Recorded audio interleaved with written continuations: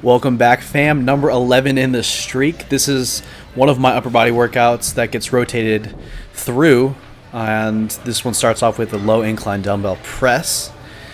I got some pushes, I got some pulls, arms, and side laterals, but I didn't really get footage for the side laterals and arms. But start off with the low incline dumbbell press, and I'm really happy with how it looks these days. I'm almost getting a, I think the total time of this movement, time under tension, was about 35 seconds, which is pretty cool because in the past, a lot of my pressing movements have really been small TUT.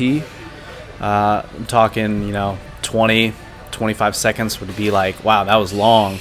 But I'm slowly working my way up into, I think what's comfortable for me is the 30 to 40 second range.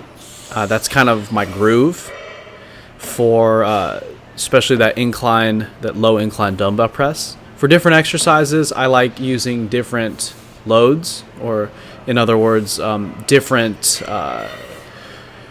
percentages of a 1 rep max for different rep ranges. And it's cool because you get to choose what kind of weights you lift throughout your lifting career.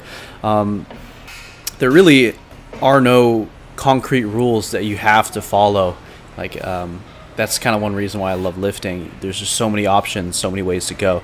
For example, for the seal row, I lately have been doing usually 3 sets of around 8 reps, and I find that those sets are relatively quick since the weight, I can't really just hold on to it forever. But I end up lowering the weight for 2 or 3 more sets of about 15, and I end up getting those sets last a little bit longer. Now in a previous, and this is, I have Megan standing on this little apparatus so that it stays still so I can lift on it, and I'm like kind of just laughing because she's just so close to my freaking face. We're both laughing. And another thing is, someone mentioned in a previous video in a comment, hey Matt, what happened with TUT, time under tension? I thought that Eric Helms said that it's not really something that you need to worry about.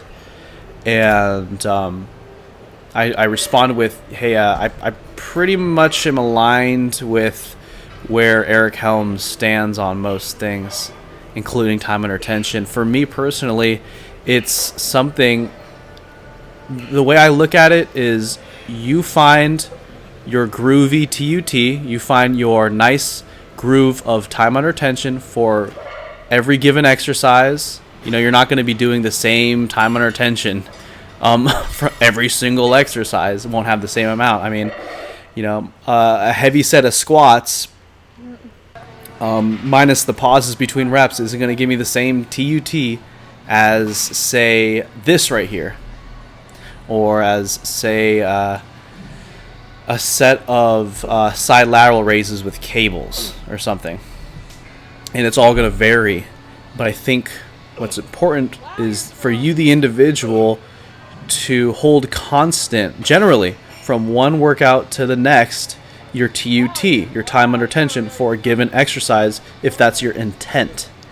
So unless your intent is to, okay, this workout, I really want to step up the TUT and hold that as the new standard, or kind of experiment how that feels, I really think that most people should be keeping their TUT for given exercises relatively constant.